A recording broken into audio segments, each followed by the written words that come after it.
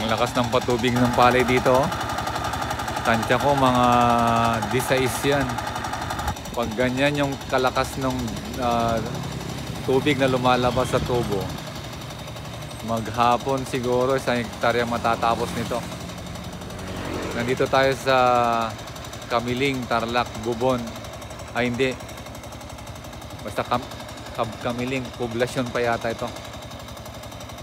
At nakita natin tong patubig sa palay na napakalakas ng buga ng tubig. Ito yung tinatawag yatang pugpug eh. So pag ganito yung patubig mo, sigurado 1 hektarya tapos yan sa maghapon. Palay ang kanilang mga tinatanim dito. Karamihan mga direct seeding.